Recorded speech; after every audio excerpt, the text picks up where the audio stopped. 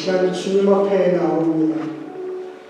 새로운 해를 허락하시고 오늘 우리에게 새로운 마음을 허락하셔서 다시 한번 주 앞에 나올 때 하나님의 꿈이 우리의 비전이 되게 하시고 예수님의 성품이 우리의 인격이 되게 하시며 성령님의 능력이 나의 능력이 되기를 소원하며 주 앞에 나올 때 하나님의 예배 가운데 함께하여 주옵소서.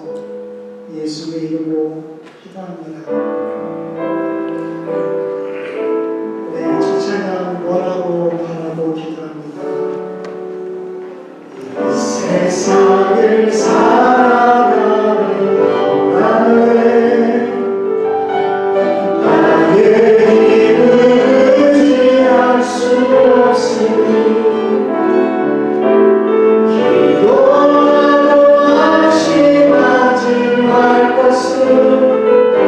주께서 참 소망이 되시리라.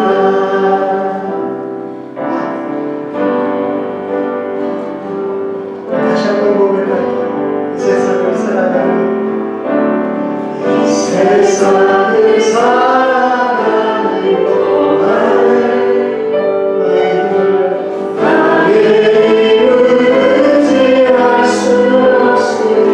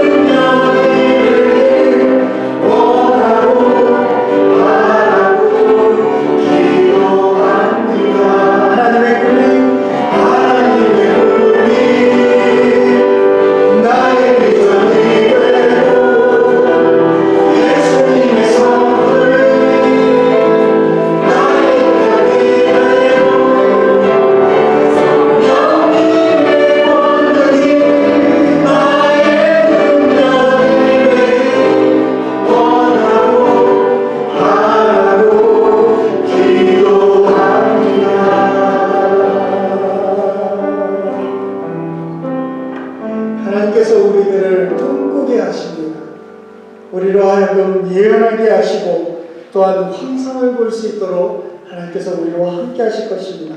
우리 마지막 날에 우리 힘있게 박수치면서 함께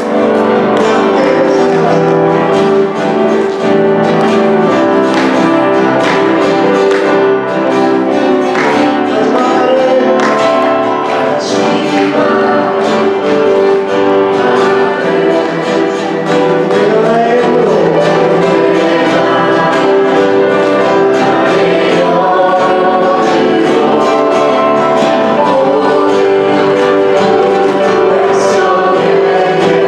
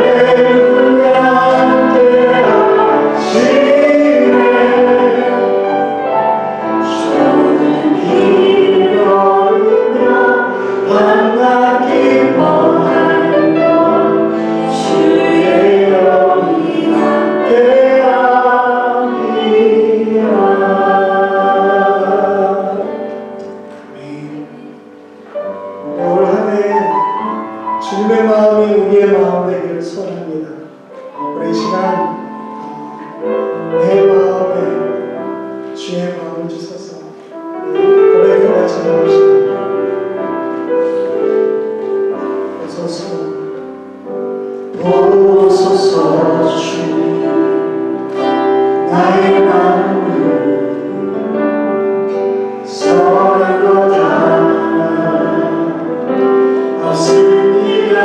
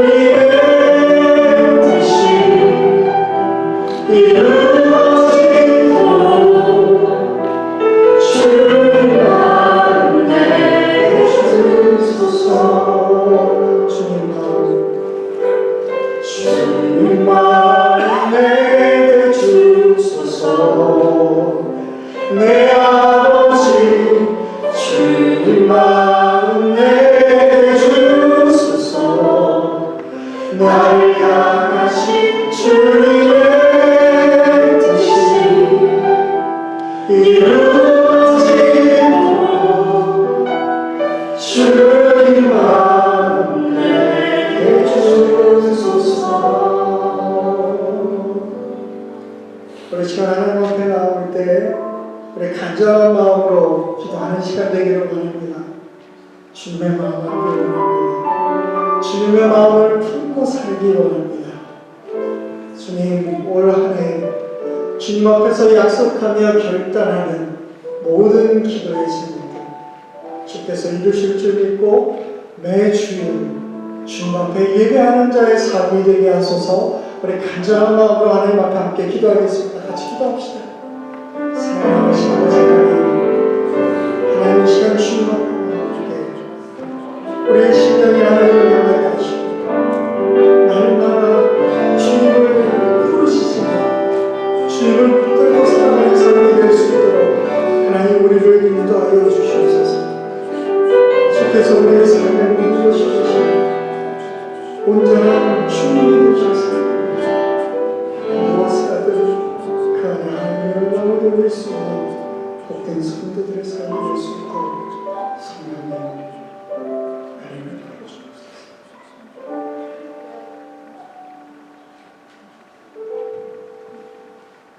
우리의 삶의 모든 것이 되시는 하나님, 오늘 주 앞에 거룩한 예배자로 서기를 소원합니다. 하나님, 우리가 고백했던 것처럼 우리 안에는 선한 마음이 없습니다. 그러나 주께서 우리를 만지시고 우리를 새롭게 창조하셔서 주님의 선한 마음을 품고 세상을 살아갈 수 있는 복된 성도들의 삶이 되기를 소원합니다. 하나님, 올 한 해 더욱더 신앙의 기본에 충실한 자들이 되게 하시고 정말로 예수님 잘 믿는 성도로 세상 가운데 설 수 있기를 소원합니다.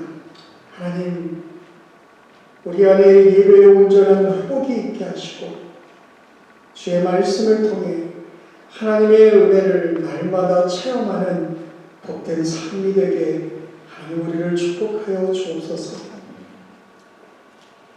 날마다 따뜻한 마음을 우리에게 허락하셔서 아파하며 외로워하는 자들에게 다가가게 하시고 무관심의 벽을 넘어 저들을 위로할 수 있는 복된 제자의 삶이 될 수 있도록 하나님 우리를 붙드시며 아파하며 신음하는 자들 기도할 때 낫게 되고 회복게 되어지는 놀라운 역사가 이 지역 가운데 일어나기를 소원합니다. 하나님 올 한 해 지역사회를 품고 우리가 저들을 예수님께로 인도할 수 있는 아름다운 교회로 서기를 소원합니다. 우리의 삶을 주께서 온전히 사용하셔서 하나님이 기뻐하시는 아름다운 일들, 간증들이 우리 안에 터져나올 수 있도록 하나님 붙잡아 주옵소서. 아버지 하나님, 우리 안에 보이시는 놀라운 표적들을 따라가며 그것을 통하여 하나님의 뜻을 발견할 수 있는 저희들의 삶이 될 수 있도록 하나님 1월과 2월 주께서 들려주시는 연속적인 메시지를 통해서 더욱더 하나님께 가까이 나아갈 수 있는 시간 되도록 주여 인도하여 주옵소서. 주님을 사랑하기에 우리의 정성을 드립니다. 우리의 물질을 드립니다. 우리의 시간을 드립니다.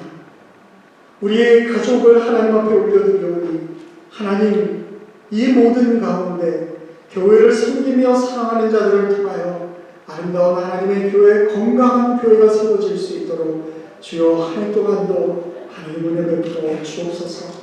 오늘도 우리의 영적인 귀를 열어 주님의 음성 듣기를 소원하며 감사하며 예수의 이름으로 기도합니다.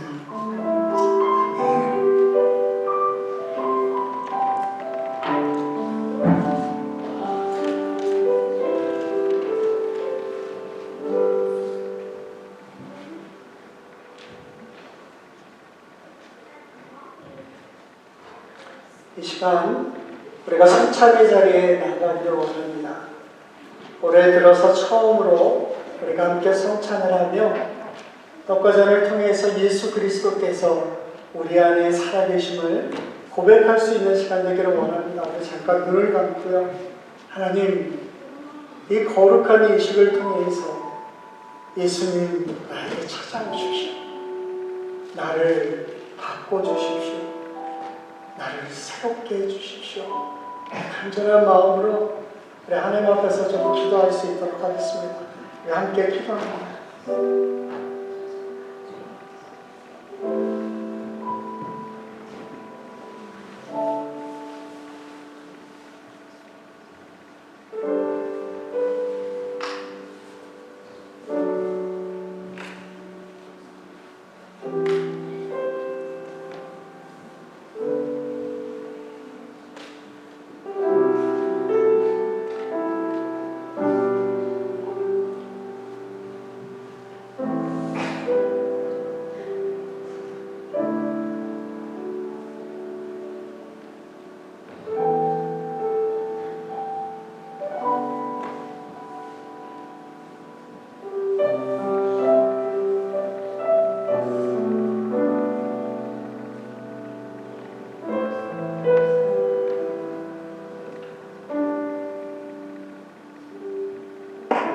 우리를 사랑하셔서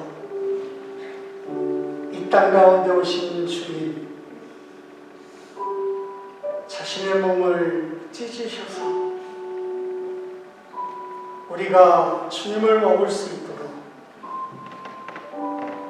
필요한 것으로 나눠주시며 그 피를 쏟아 우리 안에 주님의 보혈을 품고 살아갈 수 있게 하시는 인하여 감사합니다. 하나님, 이 시간 주님 앞에 나올 때 나를 위하여 이 땅 가운데서 몸을 찢기시며 그 피를 내어주신 예수 그리스도를 이 시간 먹고 마시며 누리는 시간 되기를 소원합니다. 우리에게 정한 마음을 허락하시고 정직한 영을 창조하셔서 하나님, 오늘 우리 안에 귀한 고백이 있게 하시고 주님과 함께 한 해를 시작할 수 있도록 우리 가운데 은혜 베풀어 주옵소서.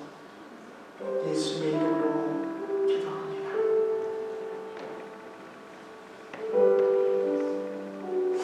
주께서 잡히시기 전 날 밤 제자들을 불러 모으시고 떡을 떼며 말씀하셨습니다. 이는 내 몸이니 받아 먹으라. 그리고 나를 기억하는 삶을 살라 말씀하셨습니다.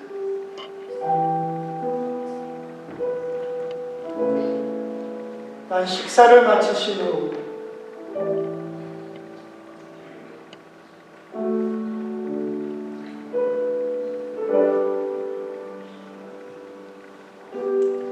잔을 들어 축사하시며 말씀하셨습니다. 이는 내 언약의 피니 받아 마시라. 그리고 나를 증거하며 기억하는 삶을 살라 말씀하셨습니다. 오늘 이 시간 우리가 앞으로 나와서 우리의 신앙의 고백을 통해서 주님 앞에서 고백할 수 있는 시간 되기를 원합니다.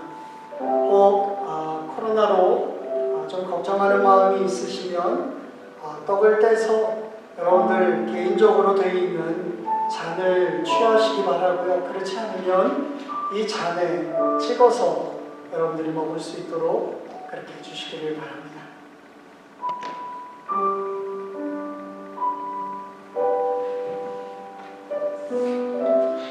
우리 이쪽으로 나오셔서 이쪽으로 들어갈 수 있도록 해주시기 바랍니다.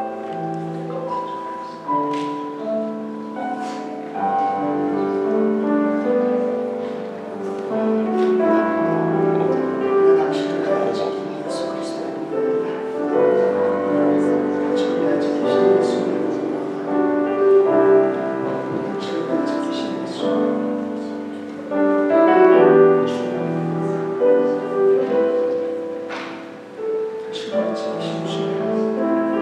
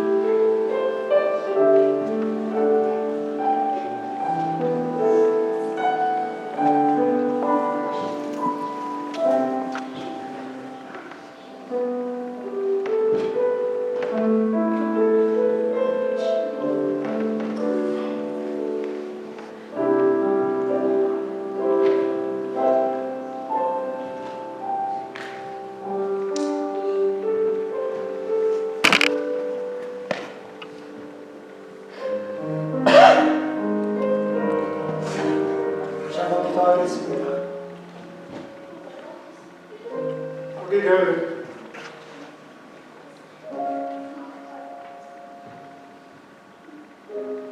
너무나도 사랑하셔서 이 땅 가운데 오시며 그 사랑을 친히 몸으로 보여주신 주님,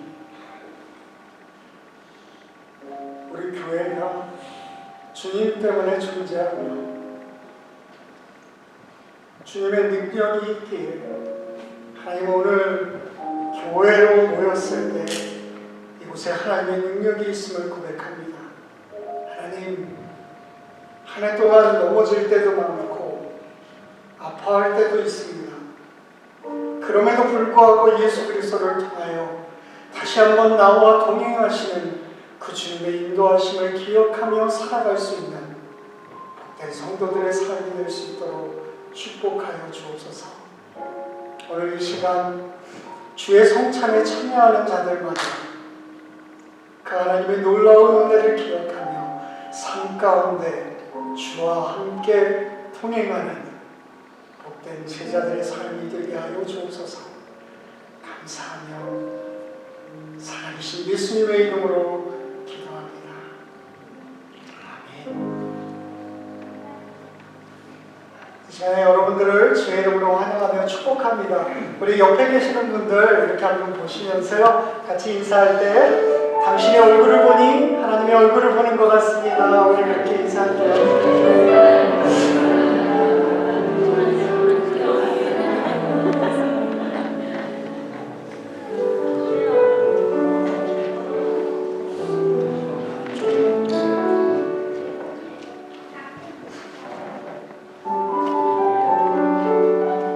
저희들이 창립 기념주의를 아주 정확하게 세우지를 못했었는데요. 보니까 원래는 1월 첫 주가 저희들 창립 기념주일입니다. 2018년 우리 1월 달에 그렇게 시작이 됐는데, 우리가 보니까 첫 주가는 좀 쉽지 않은 것 같고요. 구정이 신년이 시작되는 게 항상 1월 둘째 주나 셋째 주일이더라고요. 그래서 우리가 거기에 맞춰서 우리가 함께 모일 수 있도록 그렇게 하겠습니다.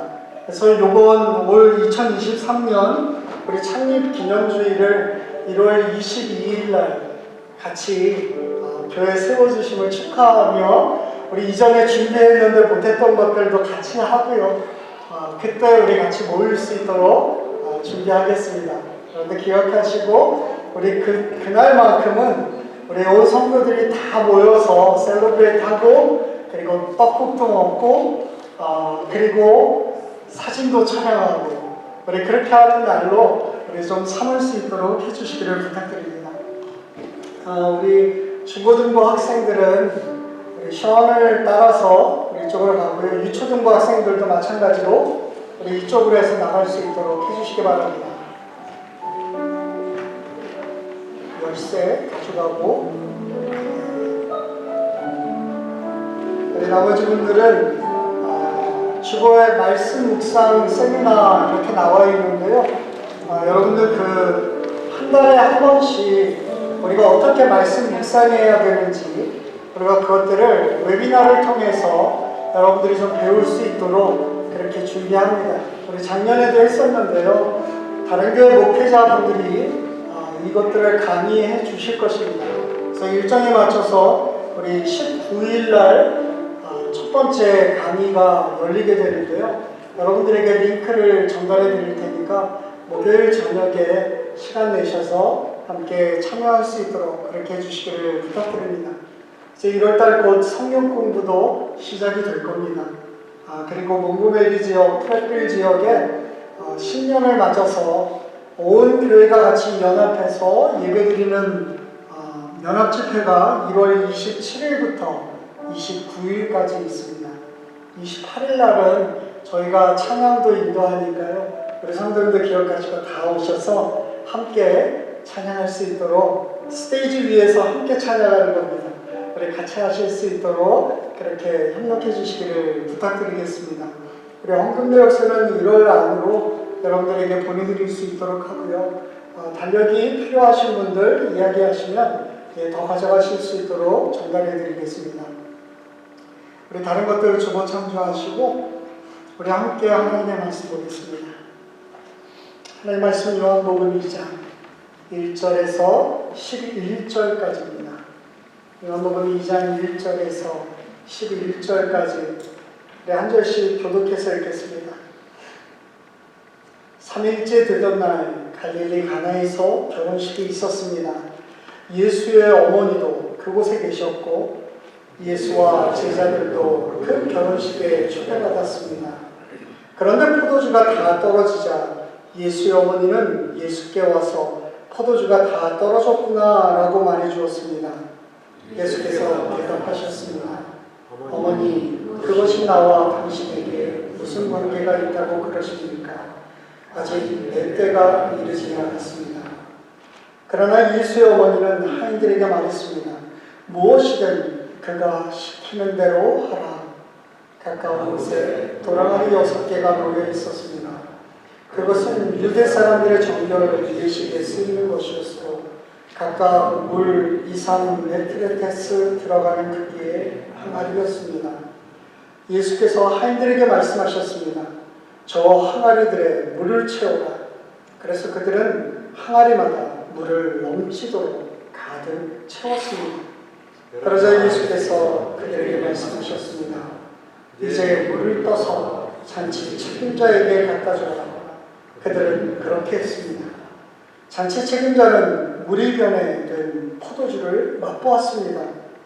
그는 그 포도주가 어디에서 났는지 알지 못했지만 물을 떠온 하인들은 알고 있었습니다. 잔치 책임자는 신랑을 불렀습니다. 그러고 그들에게 말했습니다. 누구든지 처음에는 맛 좋은 포도주를 내오다가 손님들이 취하면 덜 좋은 포도주를 내는 법인데 당신은 가장 좋은 포도주를 지금까지 남겨두었군요. 다 함께 있습니다. 예수께서 이 첫 번째 표적을 갈릴리 가나에서 행해 자기의 영광을 드러내셨습니다. 그러자 예수의 제자들이 그를 믿었습니다. 아멘. 하나님의 말씀입니다. 한 트럭 운전수가 처음 가는 길에 엑시사인을 보면서 나갔습니다. 목적지를 향해서 잘 가고 있었는데요. 마침 거기에 트럭 높이 제한 표시를 그가 놓쳐버리고 말았어요. 트럭이 앞에 있는 다리에 끼어버리고 말았습니다. 앞으로도 못 가고 후진도 못하게 된 거예요. 사람들이 몰려들어서 이걸 어떻게든 빼내려고 애를 쓰는데 결국은 모든 사람들이 다 실패하고 말았습니다. 이거 어떻게 하냐? 그들이 계속해서 고민하고 있는데요. 한 아이가 자전거를 타고 가다가 그 모습을 봤어요. 그리고서는요, 경찰 아저씨한테 다가가서는 나 이거 알아요. 어떻게 하면 이 차를 뺄 수 있는지 압니다. 그렇게 얘기했어요. 그런데 조그만 꼬마 아이가 이야기하니까 무시해버렸습니다. 듣지가 않아요. 계속해서 큰 소리로 저 트럭 어떻게 빼는지 나 알아요. 외치니까요. 그 방법이 뭐냐고 물어봤습니다. 그랬더니 아이가 그래요. 차 바퀴에 에어를 빼면 돼요. 그러더래요. 정말 말 그대로 그렇게 해서 그 트럭을 빼낼 수가 있었습니다. 여러분, 이 간단한 이야기지만 이것은요, 우리에게 굉장히 중요한 사실을 얘기해줘요. 먼저는 눈앞에 뭔가 계속 열심히 보고 나름 목적지를 찾아가는 것 같지만 분명하고 중요한 사인조차도 우리는 간과하고 놓칠 때가 우리 인생 가운데 있다는 것입니다. 또 한 가지의 것은 정말 지혜로운 사람은 이제 들려지는 그 메시지에 대해서 놓치지 않고 집중하는 법을 알게 된다는 거예요. 저는 종종 운전하다가 사인을 놓칠 때가 많습니다. 그래도 감사한 것은 요즘은요, 이 GPS가 있어가지고요, 리라우트 해가지고 또 그 길을 찾아가게 됩니다. 그런데 시간은 더 걸려요. 여러분, 우리의 인생이라는 것이 그렇습니다. 사실 우리가 어디로 가는지 우리의 미래에 대해서 잘 알지 못합니다. 그런데 사인이 있으면 내가 지금 어디에 있는지 알아요. 그리고 무엇을 하게 될지에 대해서도 도움을 얻을 수 있는 것과 마찬가지입니다. 성경에 보면 예수님에 대해서 기록하고 있는 것을 우리는 복음서라고 얘기하죠. 사복음서가 있어요. 마태, 마가, 누가복음은 우리가 세 개를 합쳐서 흔히 공관복음이다 그렇게 얘기합니다. 관점을 같이 공유한다라고 해서 공관복음이라고 얘기해요. 공통의 관점이라고 하는 것은요, 사람으로 이 땅 가운데 오신 예수님에 대한 이야기예요.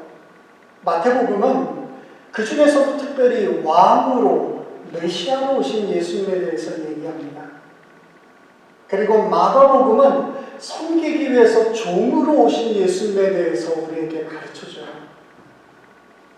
누가복음은 사람의 아들로 오신 그 예수님을 말합니다. 강조점은 다르지만 사람으로 오셨다라고 하는 게 공통된 그러한 내용입니다. 그런데요, 요한복음은 좀 다릅니다.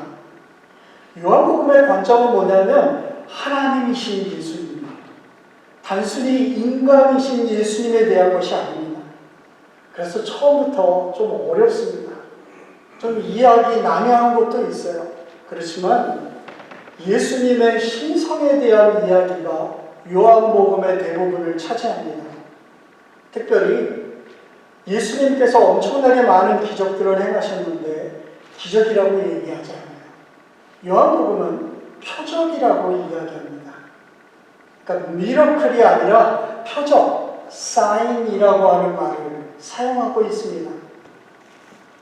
표적은요, 그 자체의 의미보다 그 기적을 통해서 무언가 암시하는 것이 있는데 그것을 굉장히 강조하는 그 내용을 담고 있는 거예요. 그러면 요한복음을 쭉 읽어가면 21장 바로 앞에 20장에서 요한이 이 책을 쓴 목적에 대한 이야기를 합니다. 이렇게 말해요. 이 책에는 많은 기록되지 않은 것들이 있지만 예수님께서 제자들 앞에서 다른 표적들을 많이 행하셨습니다. 그런데 이 기적들을 행한 그 목적은 첫 번째, 여러분들로 하여금 예수가 그리스도이며 하나님의 아들이심을 믿게 하고, 두 번째는 믿어서 예수의 이름으로 생명을 얻게 하기 위함입니다. 너무 많은 기적들이 있는데 그 중에서 딱 7개만을 뽑아서 사도 요한은 이 요한복음에 기록하고 있어요. 그래서 저희가 1월과 2월 2달 동안 이 표적에 대한 이야기들을 같이 좀 나누려고 합니다. 이 말씀을 묵상하면서 예수님이 왜 우리 가운데 오셨는가, 그리고 그분이 왜 하나님이신가, 우리가 그것을 같이 좀 살펴보려고 합니다. 여러분들의 인생에 기적 같은 일들이 있으셨죠? 아마 있었을 거예요. 저도요, 2번이나 죽음 바로 직전까지 갔다가 살아나는 놀라운 기적이 있었습니다. 사람들이 생각할 때는 도저히 안 될 거야. 아마 그냥 여기서 이 인생이 끝나나 보다, 그렇게 생각했을 텐데 하나님께서 너무나도 놀랍게 저를 다시 살려주셨어요. 여러분, 이 기적이 매일같이 우리의 삶 가운데 일어난다면 얼마나 좋겠습니까? 그런데요, 기적이 일어날 그러한 가능성은 거의 제로에 가깝습니다. 그래도 언젠가는 내 삶에 뭔가 기적이 일어나지 않을까. 그래서 열심히 복권도 긋고요. 뭐 나름대로 계획하고 이것만 한번 잘하면 대박이 터질 거야. 그런 생각도 우리가 하게 되는 것 같아요. 여러분, 이 가나의 혼인잔치라고 하는 것은요, 바로 이런 일들이 나에게도 일어났으면 하는 기적에 대한 얘기예요. 결혼식, 어쩌면 이 땅에서 벌어지는 가장 행복한 모습을 담고 있는 이 땅에서의 천국의 모습이 아닐까 하는 생각도 해보게 됩니다. 결혼하는 날만큼 기쁘고 행복한 날이 어디 있습니까? 2000년 전에 지금 가나라고 하는 도시에서 결혼 피로연이 열렸어요. 사실 굉장히 조그마한 도시입니다. 요한복음 읽어본 분들은 알겠지만 이 가나는요 1장에도 언급이 됩니다. 여러분 나다나엘이 살았던 도시인데 그때 그가 고백했던 이야기가 뭡니까? 정말 아무것도 벌어지지 않는 그런 조그만 동네라고 하는 것을 사람들이 너무나도 잘 알았어요. 그런데 그 첫 번째 기적을 여기 가나에서 보여주신 겁니다. 저는요 그런 생각해봐요. 왜 이런 별 볼 일 없는 조그마한 도시에서 예수님께서 놀라운 기적을 행하셨을까? 이왕이면 예루살렘 같은 곳에 가가지고 엄청난 기적을 베풀었다면 더 많은 사람들, 엄청난 인파들이 예수님을 쉽게 믿었을 텐데 라고 하는 생각을 해보게 돼요. 조그만 데서 한 거는요 소문도 별로 안 나고요 아는 사람도 그렇게 많지 않습니다. 그런데 하나님은 그렇게 예상할 수 없는 분이더라고요. 조그만한 타운에서 하나님의 일을 행하시는 분이세요. 어쩌면 하나님께서는요 오늘 사람들이 알지 못하는 이 조그만한 동네 프레플에서 혹은 몽고메리에서 하나님의 놀라운 일을 시작하신다라고 하는 것을 우리에게 말하는지도 모르겠습니다. 어거스타에 갔더니요 저도 거기가 시골인 줄 알았더니 큰 도시더라고요. 많은 사람들이 살고 있고 여러 가지 회사들이, 큰 회사들이 거기에 자리 잡고 있어요. 제가 몽고메리에서 왔다 그러니까 어디 있는지도 잘 몰라요. 그런데 이런 곳에서도 하나님의 표적을 일으킬 수 있다라고 하는 것, 여러분 그것을 이 첫 시간 우리들에게 말씀해 주는 것이 아닐까 하는 생각을 합니다. 그렇기 때문에 하나님 이 조그만한 곳에서 있는 나를 주목해 주십시오. 하나님 이곳에서 나에게도 이와 같은 표적을 올 한해 보여주십시오. 여러분 이런 간절한 마음을 가지고 우리가 이 말씀을 시작할 수 있으면 좋겠습니다.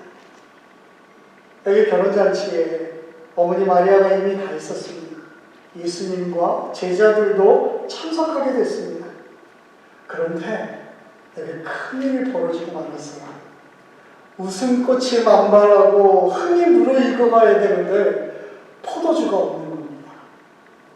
여러분 그 당시에 이 근동 지방에 있는 사람들에게 있어서 포도주는요 음료수와 같은 겁니다. 더더군다나 잔치 가운데 포도주가 없다라고 하는 것은 상상할 수 없는 일이었어요. 결혼식에서 기쁨을 상징하는 이 포도주가 다 떨어진 겁니다. 위기의 순간이 온 거예요. 여러분 어쩌면 우리의 삶이 그렇습니다. 나름 인생을 계획하고 준비하고 꿈꾸면서 그렇게 살아왔는데 아직 내가 가야 할 길은 먼 것 같은데 내 인생의 포도주가 동난 것 같은 그러한 절망의 순간이 반드시 우리에게 있다라고 하는 거예요. 내 인생도 행복할 수 있다고 생각했는데 예상하지도 않았던 곳에서 문제가 터져버리고 만 거예요. 여러분 이게 바로 저와 여러분의 모습입니다. 포도주가 모자란다라고 하는 것은 우리의 인생에 가질 수 있는 세상적인 기쁨이라고 하는 것은 여전히 한계가 있다는 거예요. 우리가 이거 알아야 합니다. 내가 아무리 계획을 잘 세우고 나름 뭔가 추진하고 있어도 그것은요 곧 바닥이 드러나요. 내 인생이 계속해서 있을 것 같은 포도주가 고갈되면서 기쁨과 풍요로움이 일순간에 사라져버립니다. 내 잔치는 30에 끝났다라고 하는 작품도 있어요. 축복 속에 끝나야 할 결혼식 잔치 같은 인생이 실망과 분노 속에 사로잡혀 있는 겁니다. 그럼 그때 우리가 어떻게 반응해야 하느냐는 거예요. 이런 일반적인 모습들 가운데서 마리아는요, 달랐습니다. 예수님을 찾았어요.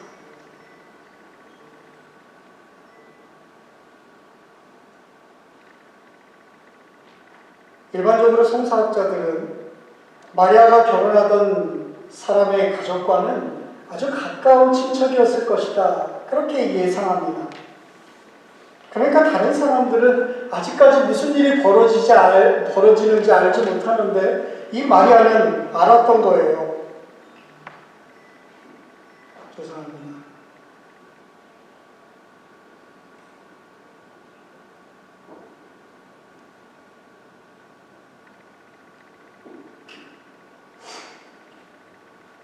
어쩌면 마리아는 잔치집에 포도주가 떨어졌다는 것을 듣고서 투덜거리듯이 그 아들에게 이야기했는지도 모르겠어요. 물론 아들이 뭔가 할 수 있지 않을까 기대감도 있었을 겁니다. 그런데 이 본문을 보면 포도주를 만들어 달라고 하는 이야기는 여기에 등장하지 않습니다. 그냥요, they have no more wine. 그들이 지금 잔치를 벌여야 하는데 포도주가 더 이상 없구나. 저는 그 이야기를 하고 있다는 거예요. 처음에 예수님의 대답을 보세요. 4절에 보니까요, 그것이 나와 당신에게 무슨 상관이 있습니까? 아직 내 때가 이르지 않았습니다. 그런 얘기를 해요. 개역성경에는 여자여 나와 무슨 상관이 있습니까? 뭔가 굉장히 차갑게 느껴집니다. 어머니한테 지금 이 여자라고 하는 말을 왜 쓰는 걸까? 그런데요, 이때 사용하는 여자여라고 하는 그 말은 일반적으로 여성에 대한 존칭으로서 사용하고 있는 겁니다. 아직 내 때가 이르지 않았다라고 하는 것도 그 결혼식의 곤란함, 그건 내가 더 이상 알지 않았으면 좋겠습니다. 그런 이야기라기보다는 이 땅에 와서 감당해야 하는 그 일에 대해서는 아직 내가 시작할 때가 안 되었습니다. 라고 하는 것을 보여주는 거예요.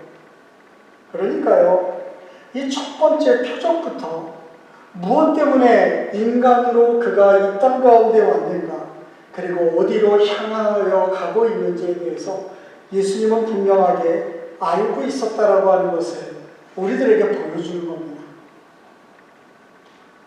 예수님께서 처음엔 거절했다가 나중에 기적을 일으키는 이유가 무엇일까요? 그것은 하나님께서 자신을 어떤 존재로 이 땅에 보내셨는지 눈으로 보여주시기 위함이었어요.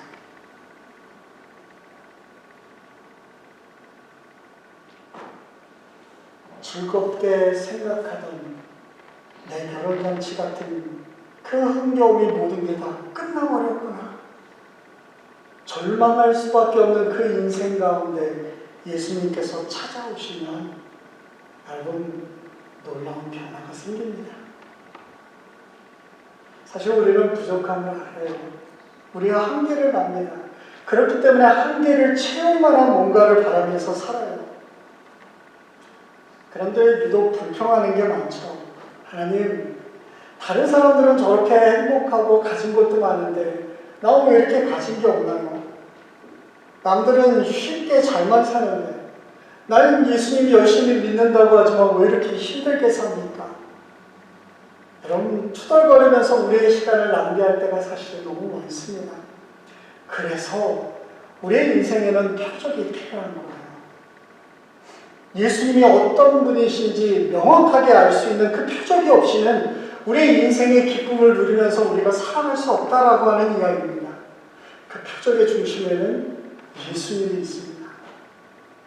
우리가 이 말씀을 쭉 묵상하는 동안 여러분들 요한복음도 한번 읽어볼 수 있는 시간이 꼭 있으면 좋겠습니다. 저희 예수님께서 이 표적을 배우신 게 뭐예요? 물이 변해서 포도주가 되었습니다. 포도주를 바꾼 이 사건은 본문과 바로 이어지지는 않지만 3장의 니고데모의 대화 가운데서 이러한 이야기를 합니다. 당신의 행하는 표적을 그 어느 누구도 할 수 없습니다. 그때 예수님이 뭐라 그래요? 사람이 거듭나지 않으면 하나님 나라를 볼 수 없다. 새로운 존재로 바뀌지 않으면 하나님 나라를 보지 못한다는 거예요. 니고데모도 성경을 잘 알았던 사람입니다. 그런데 그는 하나님 나라를 볼 수 없었어요. 왜냐하면 거듭나지 못했거든요. 물이 포도주로 되었다라고 하는 사실이 뭡니까? 완전히 다른 존재로 바뀌었다는 것입니다. 새롭게 바뀌었다는 거예요. 거듭난 사람은 이와 같은 질적으로 다른 삶을 살아갈 수 있게 되는 거예요.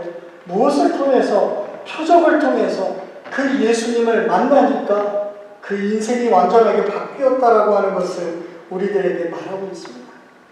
그러니까요, 우리가 존재가 바뀌어야 된다고 하는 것을 결국 이 말씀을 통해서 요청하는 거예요. 이게 어떻게 가능합니까? 믿으면 가능해요.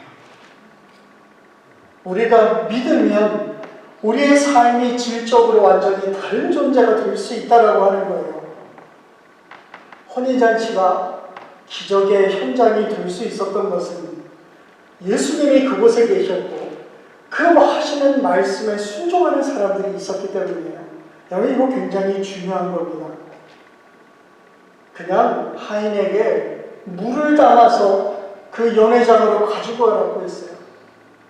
그런데 하인들이 믿음으로 그것을 했습니다. 만약에 물을 담아서 가져가면 하인들은 엄청나게 혼날 겁니다. 아마 그 직장에서 잘려날 수도 있는 겁니다. 그런데도 예수님의 말씀을 듣고 그대로 순종했어요. 그랬더니 놀라운 일이 벌어졌던 겁니다. 저는요, 우리 교회가 이런 하인과 같은 모습이 되어야 된다고 봐요. 예수님이 부탁하시고 그것을 하라고 하실 때 우리는요, 가끔 그게 말이 됩니까? 난 그렇게 못합니다. 그렇게 하면 너무 창피합니다. 망신당합니다. 여러분, 우리가 그러기 쉽다는 거예요. 그런데 무조건 순종한 하인이 있으니까 기적이 일어났던 거죠. 우리가 말씀을 통해서 하나님께서 우리 가운데 이거 하기를 원하시는구나 라고 할 때 믿음으로 순종하면 우리의 삶은요, 바뀌는 거예요. 그래서 요한은 이것을 기적이라고 얘기하지 않고 표적이라고 이야기하고 있습니다. 예수님이 어떤 분이신지 우리에게 보여주시기 때문에 그래요. 이것 때문에 그가 어떤 분이신지 사람들이 믿을 수 있게 되었다라고 하는 것입니다. 예수님의 영광을 드러냈고 제자들은 이제 예수님을 믿게 되었습니다. 예수님께서는 우리의 인생의 기쁨과 행복 주기를 원하십니다. 예수님께서 포도주가 다 떨어진 그런 썰렁한 잔치집 같은 우리에게 찾아오시고 우리의 부족함을 채워주세요. 여러분도 우리가 이것을 믿고 올 한 해를 하나님 앞에서 기도로 시작할 수 있게 되기를 바랍니다. 주께서 필요할 때 채워주실 것입니다. 하나님이신 예수님께서 오늘 우리의 삶 가운데 찾아오셔서 그분이 어떤 분이신지 체험하며 살아갈 수 있도록 반드시 우리 가운데 역사하실 것입니다. 우리가 참 많이 흔들려요. 올 한 해 동안 무슨 일이 있을지 몰라요. 교회가 뭔가 잘못하고 있는 것처럼 느껴질 때도 있을 겁니다. 그런데요, 이것은 교리의 문제가 아니에요. 행동의 문제입니다. 폴 텔리라고 하는 분이 이런 이야기를 했어요. 모든 그리스도인들에게는 계속해서 의심이 생길 수밖에 없다. 의심이 생기지 않는다라고 하는 것은 거짓말이다. 또 우리가 하나님 믿는다고 해도 의심이 생길 때가 있어요. 하나님 정말 계시는가? 그런데 그 의심에 대한 해결은 고민이나 분석이나 연구에서 오는 게 아니라 용기 있는 행동에서 오는 것이다. 그렇습니다. 여러분들 말씀을 듣고 하나님 앞에서 용기 있게 행동하는 삶을 사셔야 돼요. 그러면 가나의 혼인잔치에 더 큰 기쁨이 있었던 것처럼 오늘 저와 여러분의 삶 가운데 더 풍성한 기쁨을 반드시 허락해 주실 것입니다. 같이 기도하겠습니다. 하나님, 우리의 인생이 어쩌면 너무나도 몸이 건조한 삶을 살고 있는지도 모릅니다. 그러나 새해 다시 한번 이 가나의 혼인잔치 같은 귀한 은혜가 우리들 가운데 일어나기를 소원합니다. 우리를 붙드시고 주의 말씀 가운데 순종할 수 있는 믿음을 우리에게 허락하여 주옵소서. 감사하며 예수님의 이름으로 기도합니다. 아멘. 우리 함께 자리에서 일어나셔서 오늘 이곳에 계신 성령님 우리 함께 찬양하겠습니다.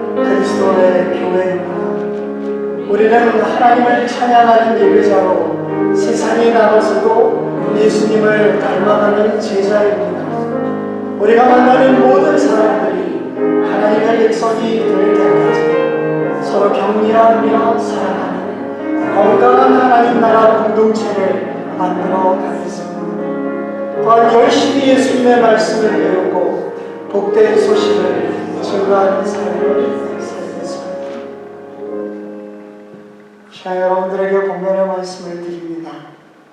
올 한 해 보지 않고도 주님을 믿으며 말씀 가운데 믿어지지 않아도 즉시 순종하는 삶을 살도록 결단하십시오.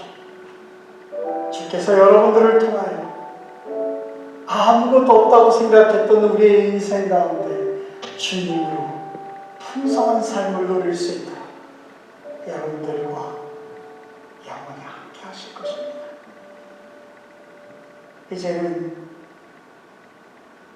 우리 가운데 인간으로 친히 오셔서 우리를 살려주신 예수 그리스도의 은혜와 아버지 하나님의 그 크신 사랑하심과 성령님의 인도하심이 우리를 새로운 존재로 변화시키셔서 하나님의 뜻을 따라가며 살아갈 수 있도록 인도하시는 그 놀라운 역사를 우리의 입술로 고백하며 우리의 삶으로 보여주기로 결단하는 하나님 교회 성도들과 권속들 그리고 이 교회 위에 영원히 함께 계실지어다. 아멘.